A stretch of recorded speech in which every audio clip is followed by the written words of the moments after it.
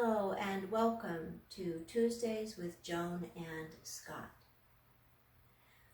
One of the most influential composers of all time is Johann Sebastian Bach.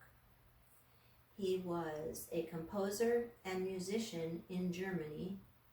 He was born March 31st, 1685, and died July 28th, 1750. So I think it's very fitting that today on July 28th, we honor Bach. He was most known to be an organist during his lifetime, and he wasn't famous for his compositions until 100 or 200 years after his death. And during his stint as music director at the churches in Leipzig, of which there were 4, one of his requirements was to write a different cantata for every Sunday of the year. So you can imagine if he had to handwrite the music, he had to come up with lyrics for some of the songs, he had to write parts for the musicians, for the instrumentalists and the singers. He had to rehearse all of those parts and then be ready to perform that every Sunday. So he was anything but lazy. He was hardworking and he was prolific. And we are very fortunate to be blessed with Bach's music in the Lutheran Church today. There's one of his hymns in our Evangelical Lutheran Book of Worship. It's number 501. Bach did not write the lyrics, nor did he write the melody, but he created the harmonies that went along with this. So I'm going to begin with what I believe will be a familiar tune to you, hymn number 501.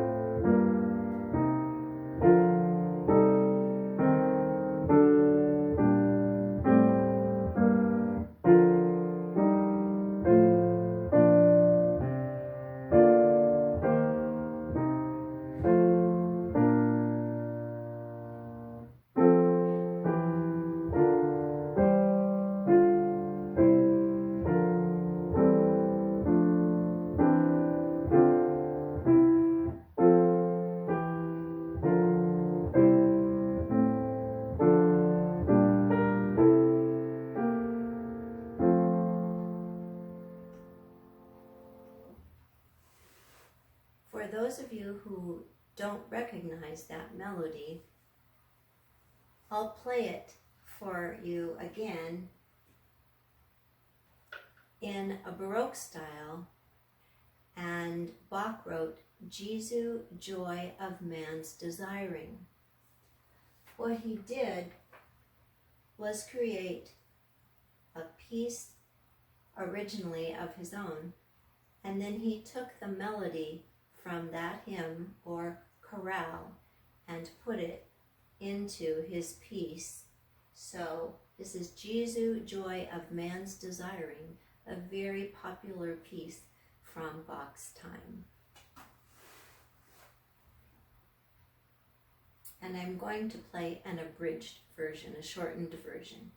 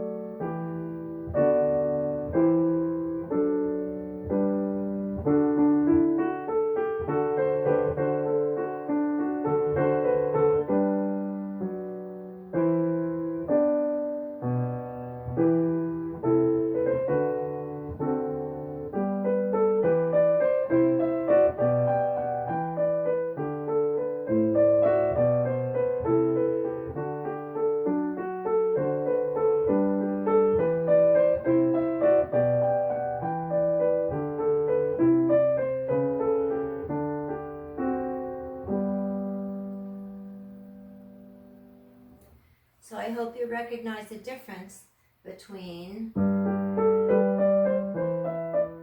which Bach wrote and his borrowed melody.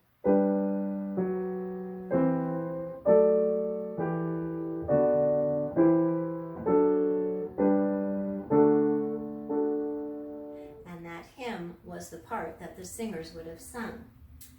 But Bach his influence didn't last, or stay, I should say, in the Baroque period. His influence is felt today. And here's another arrangement of Jesu, Joy of Man's Desiring in a style called New Age.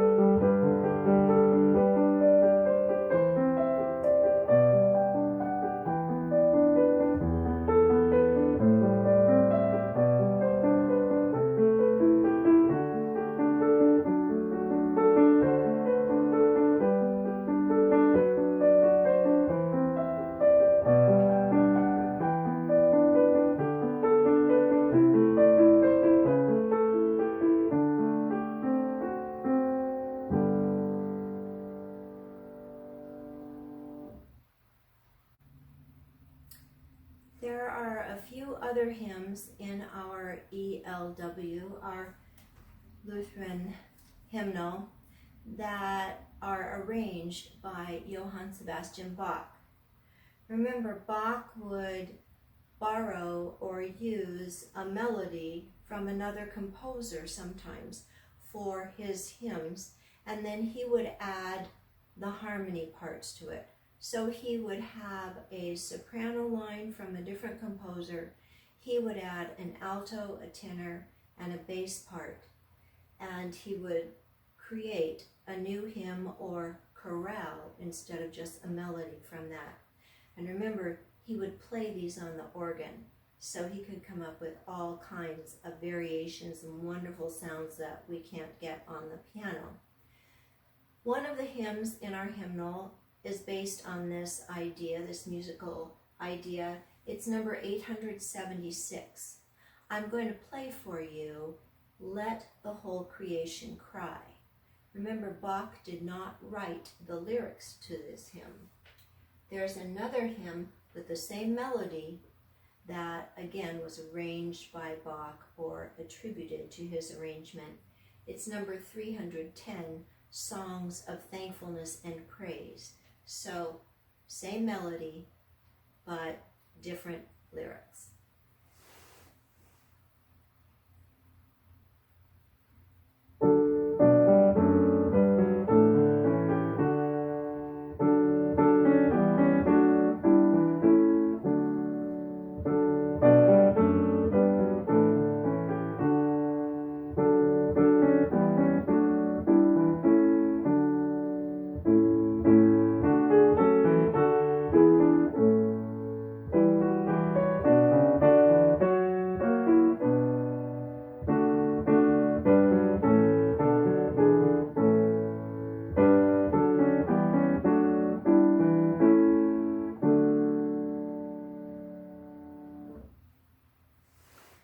The last hymn I'm going to play for you, I think, will be very familiar to you again. The the melody borrowed from another composer, and Bach creating the harmonies to go along to make this one of the most well-known Lutheran hymns. Number 351, O Sacred Head Now Wounded, is the one I'm going to play for you. Two other hymns in our hymnal have the same melody and arrangements attributed to Bach. One is number 606, Our Father, We Have Wandered, which I must admit I have never played in church, and number 703, O God, Why Are You Silent? Both of those hymns had lyrics added to them several years later. So, O Sacred Head Now Wounded was the original, if you will, of those three with lyrics. And then one of them had lyrics added in the 1900s, and one had lyrics added in the late 1900s to early 2000.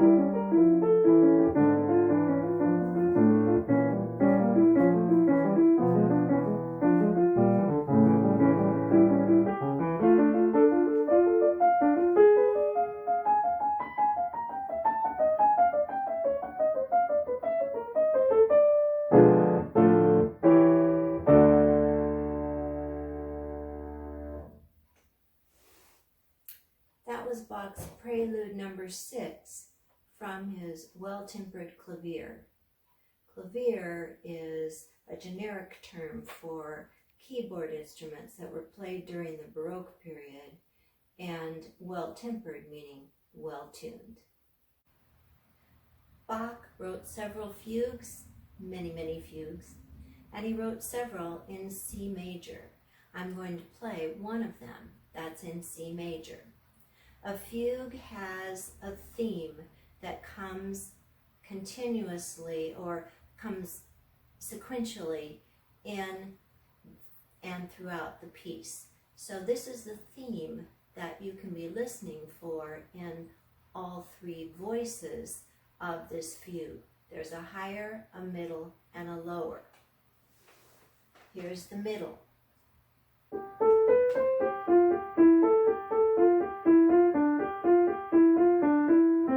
higher.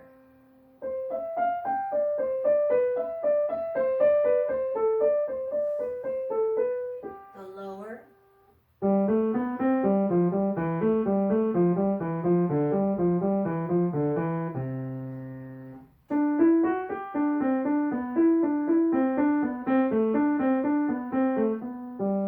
Higher.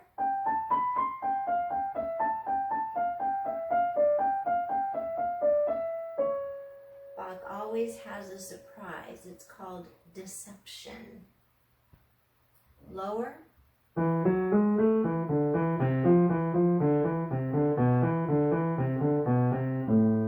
Middle.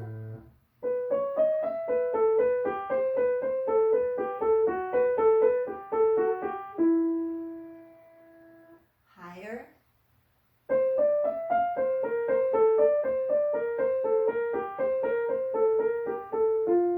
Middle.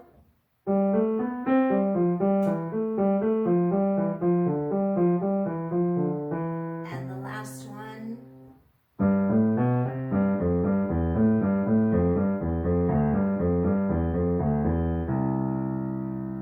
See if you can hear that theme as it comes in throughout Bach's Fugue in C major.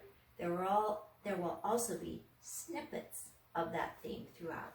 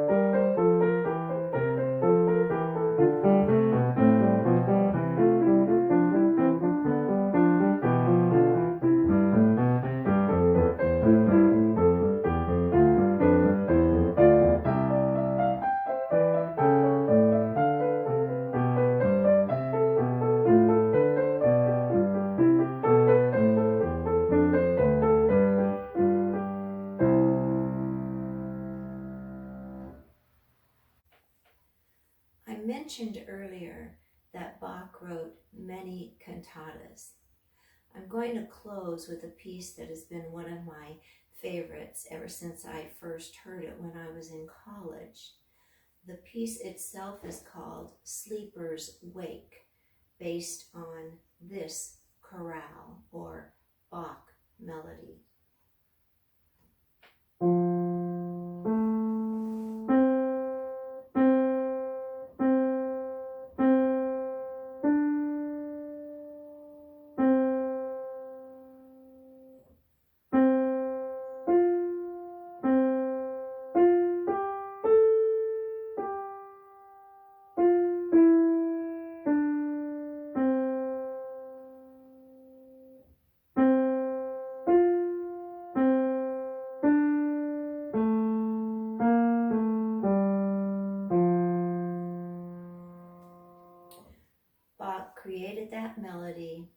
the singers would sing that very straight forward melody with the 4-part harmonies that Bach also wrote.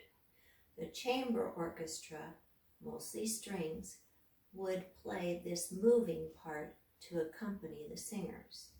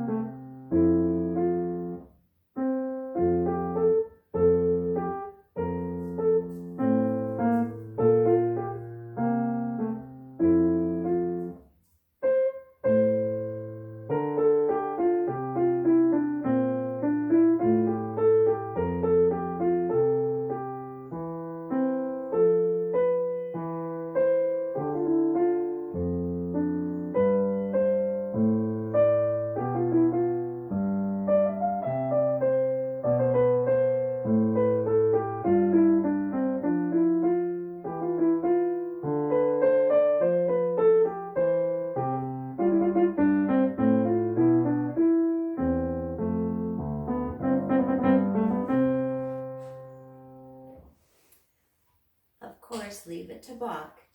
He would combine these. So to close, a piano arrangement of Sleeper's Wake from Bach's cantata, Walk It Off.